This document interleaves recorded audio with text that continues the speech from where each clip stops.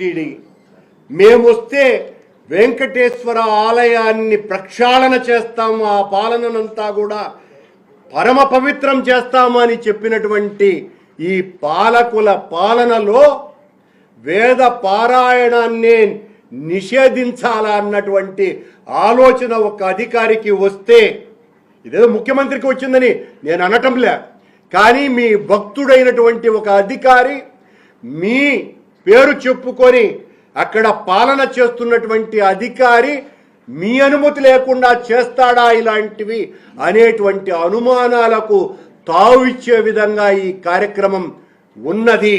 అంతే కూడా కాదు సుమా,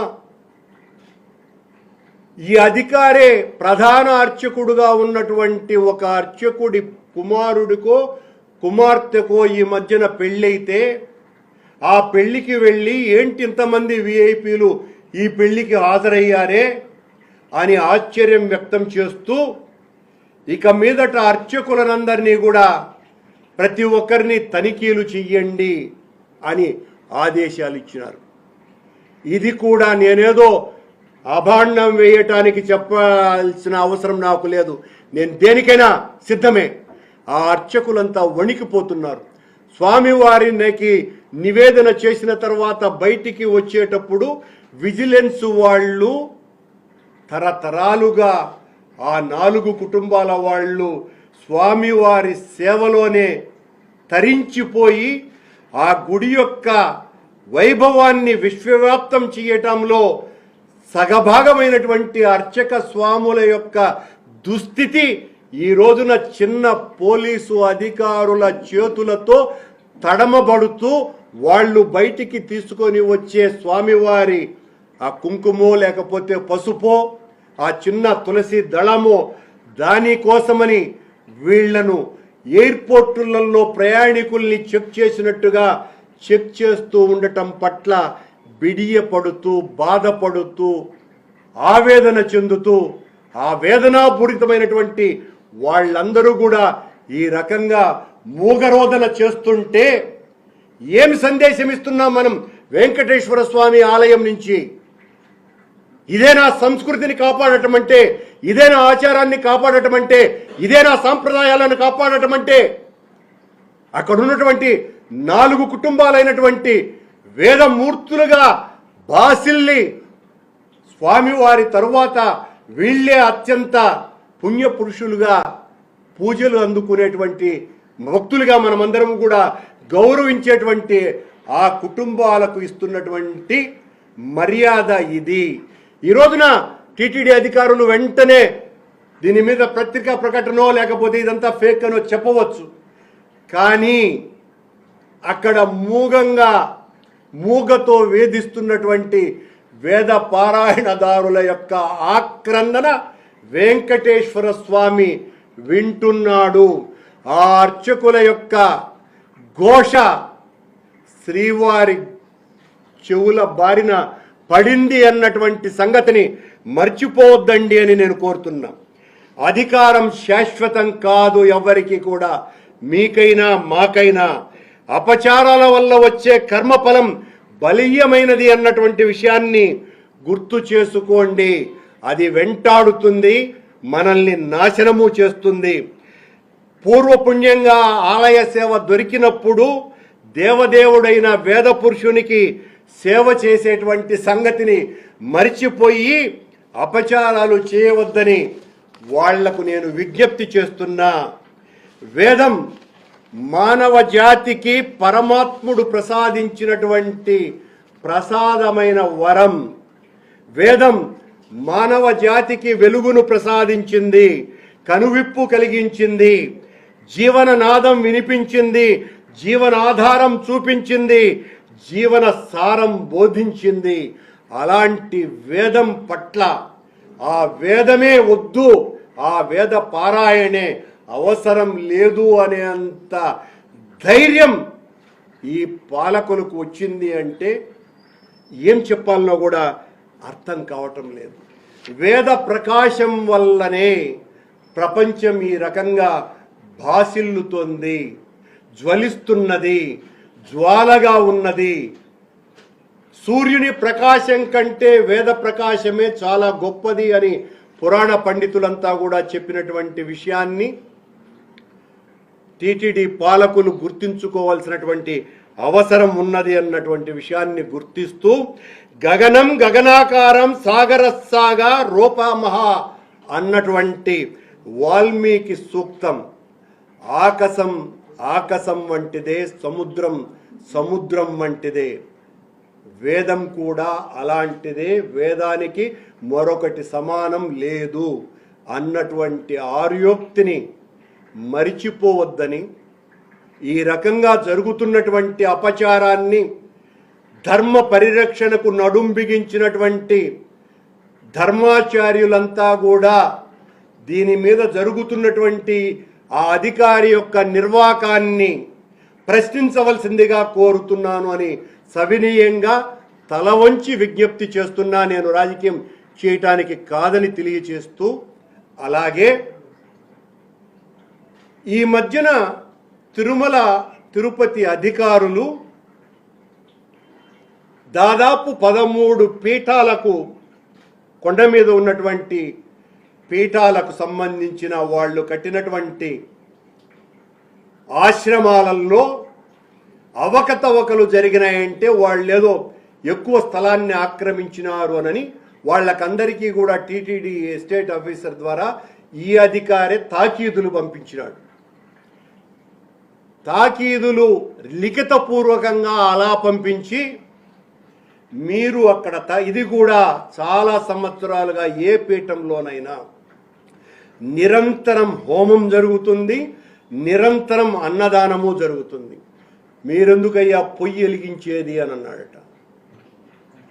అక్కడెందుకయ్యా అన్నప్రసాదం చేసేది, అవన్నీ ఆపేయండి అని తాకీదులు ఇచ్చినారు.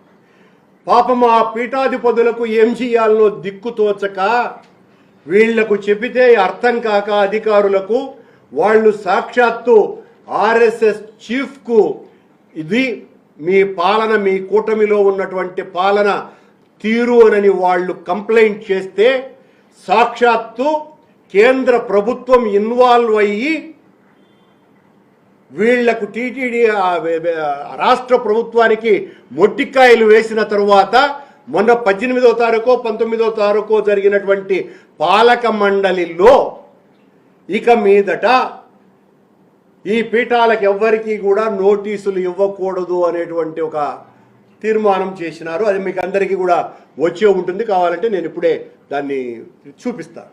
అంటే మీరెందుకు పీఠాధిపతుల మీదనే స్వారీ చేయాలన్నటువంటి ఆలోచన మీకు ఎందుకు వచ్చింది?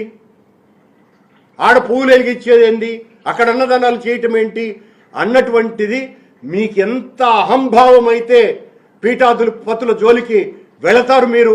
ఈ దేశ ఆర్ష సంస్కృతిని కాపాడుతున్నటువంటి, ఈ దేశంలో సనాతన ధర్మాన్ని ఆచారాలను కాపాడటం కోసమని ఆనాడున్నటువంటి అనేక వైదిక ద్వేష మతాలనన్నింటినీ కూడా ధిక్కరించి ఆక్షేపించి అధిరోహించినటువంటి ఈ పీఠాలకు మీరు చేస్తున్నటువంటి సేవ ఇదేనా?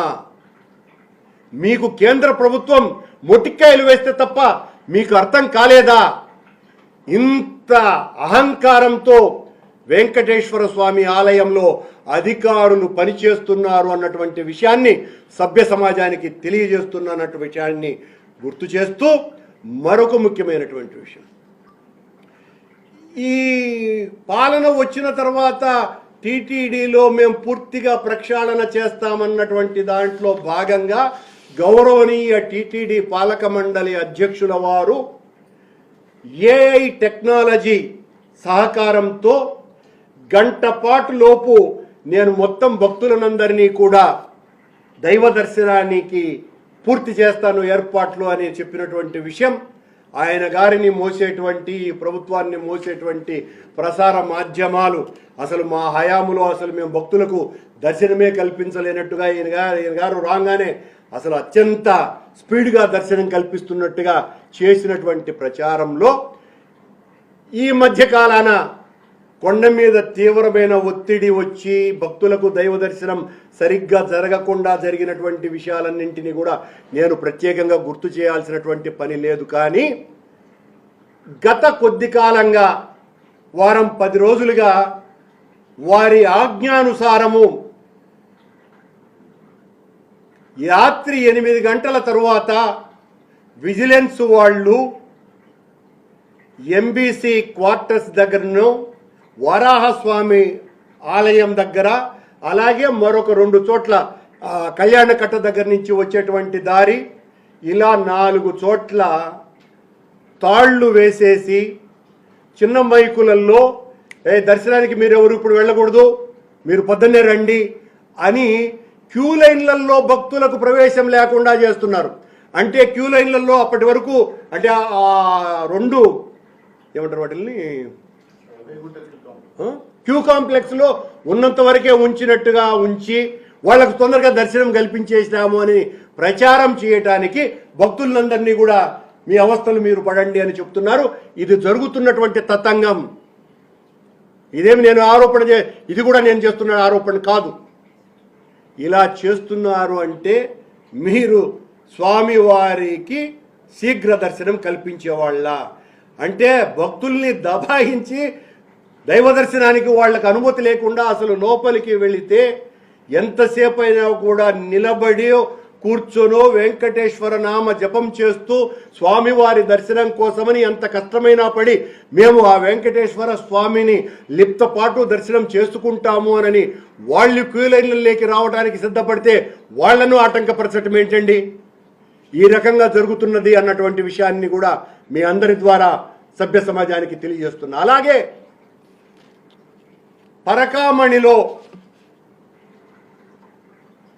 పరాకామణిలో పనిచేసేటువంటి ఉద్యోగస్తులను ఈ మధ్యన నాకు మన ఉద్యోగస్తులే చెప్పినటువంటి విషయం. సరే, అది కూడా చాలా బాధ కలిగించే విషయం. మూలశంకతో బాధపడుతున్నటువంటి ఒక ఉద్యోగిని, అది కూడా ఏకవస్త్రగా ఉండేటువంటి ఉద్యోగులు, జనరల్గా లోపలికి పోయిన వాళ్ళందరూ కూడా ఏకవస్త్రలే.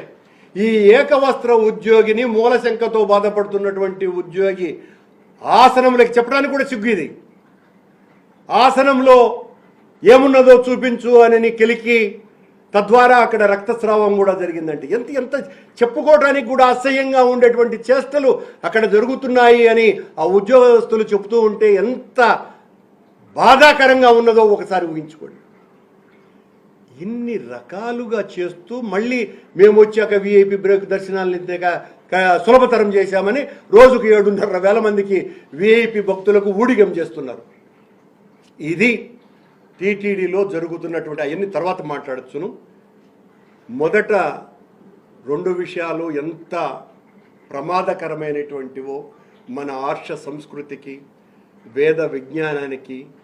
వేదం మనకు అర్థం కాకపోవచ్చు, ఆ శ్రవణానందకరమైనటువంటి ఆ గాత్రం, ఆ గానం మనల్ని పునీతులను చేస్తున్నది. స్వామివారి గోడలను ప్రభావితం చేస్తున్నది, ప్రకాశింపచేస్తున్నది, తద్వారా భక్తులనందరినీ కూడా ఆకర్షింపచేస్తున్నది అన్నది నేను చెప్పేటువంటి మాట కాదని ఆచార్య పురుషులు, దివ్య పురుషులు, పీఠాధిపతులు, మఠాధిపతులు వీళ్ళందరూ చెప్పినటువంటి విషయాలను గుర్తు చేసుకోవాల్సిందిగా ఆ స్వాముల వారికి అందరికీ కూడా హిందూ ధర్మ పరిరక్షణకు మేమందరము కూడా నడుం బిగించామని చెప్పేటువంటి పెద్దలందరూ కూడా స్వామివారి ఆలయంలో జరగవలసినటువంటి విషయాలు సక్రమంగా జరగకుండా సాక్షాత్తు వేద పఠనానికే పడుతున్నటువంటి గోసను వినవలసిందిగా సవినయంగా కోరుతున్నాను.